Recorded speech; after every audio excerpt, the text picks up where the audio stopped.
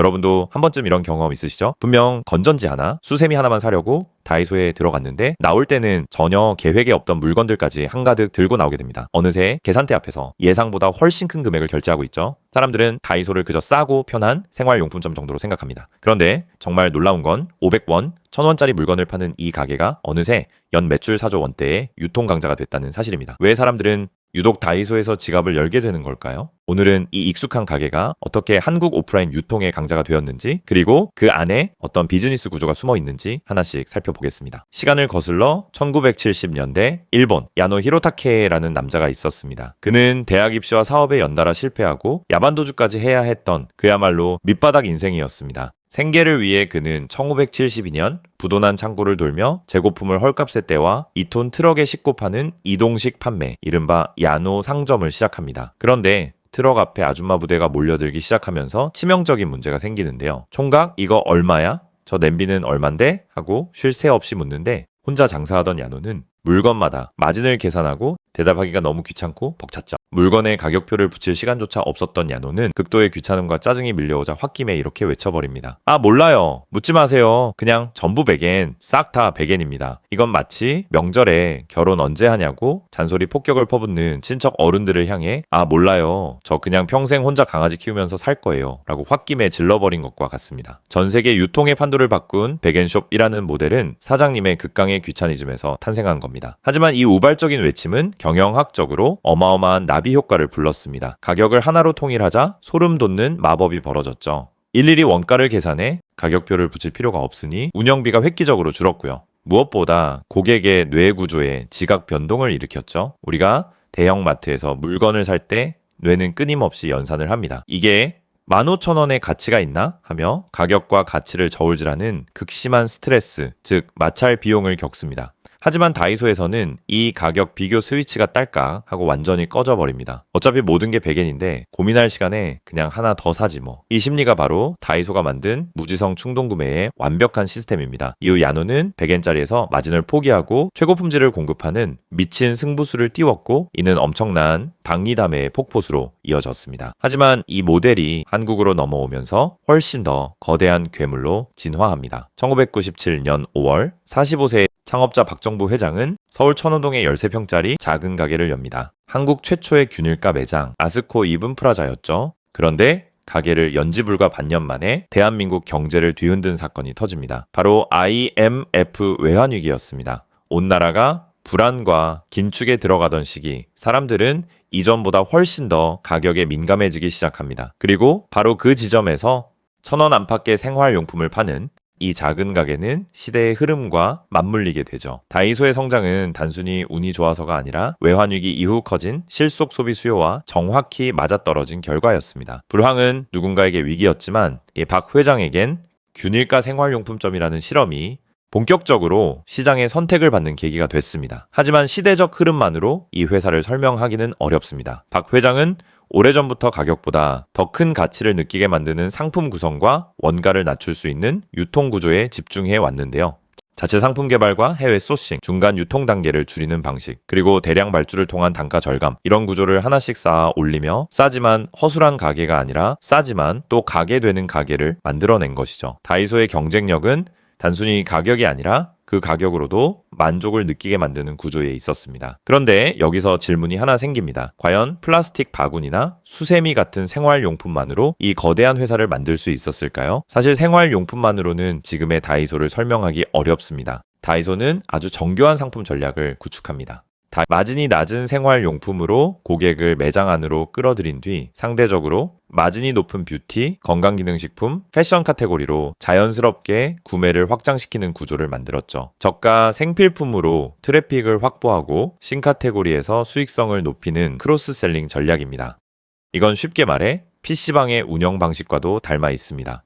저렴한 이용료로 손님을 불러 모은 뒤 마진이 더 남는 음식과 음료 판매로 수익성을 높이는 방식인데요. 다이소로 치면 건전지나 수세미 같은 생활용품이 입구 상품이라면 3,000원짜리 뷰티 제품이나 건강기능식품은 장바구니 금액을 키우는 확장 상품에 가깝습니다. 실제로 기존 드럭스토어나 백화점에서 에센스 하나를 사려면 3만 원, 5만 원은 쉽게 넘어갑니다. 그런데 다이소에선 정샘물, VT 같은 브랜드와 협업한 제품을 3,000원에서 5,000원대에 만날 수 있죠. 비타민이나 마그네슘 같은 건강기능식품 역시 비교적 낮은 가격대로 접근할 수 있고요. 바로 이 지점에서 다이소 특유의 소비 심리가 작동합니다. 가격 부담이 낮기 때문에 사람들은 한번 써볼까 라는 판단을 훨씬 쉽게 내리게 되죠. 이런 구조 속에서 생활용품으로 들어온 고객은 뷰티나 건강기능식품 같은 신카테고리까지 함께 담게 되고요. 저가 생활용품과 신카테고리가 맞물리면서 다이소의 화장품 매출은 2024년 전년 대비 144% 성장했습니다. 그리고 이런 변화는 카테고리 성장에만 그치지 않았습니다. 그럼 이제 실제 숫자를 한번 보겠습니다. 정보공개서상 2024년 다이소 가맹점의 평균 매출은 연 17억 7천만 원 수준인데요. 월로 환산하면 1억 4천만 원대죠. 겉으로만 보면 이 정도면 점주도 꽤 남는 거 아니야? 싶을 수 있습니다. 창업 업계에서는 이 정도 매출을 기준으로 봤을 때 점주 순이익은 보통 매출의 5%에서 10% 안팎, 월 1천만 원 내외로 추정하는 경우가 많습니다.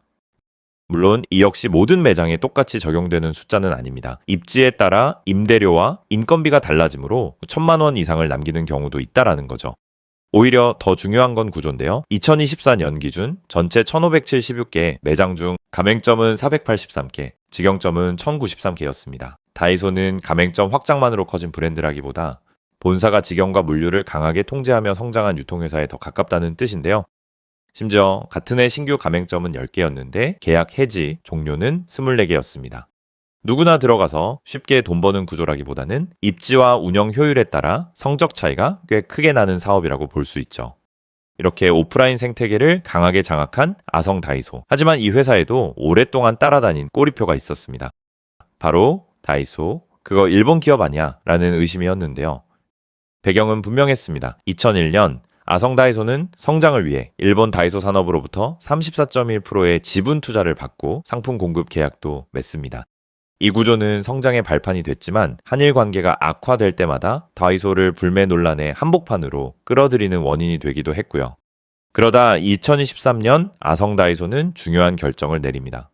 아성 HMP가 일본 측이 보유하던 지분 전량을 매입하며 오랫동안 이어졌던 일본 자본과의 연결고리를 정리한 것이죠. 이 결정의 의미는 단순히 지분 정리에 그치지 않았습니다.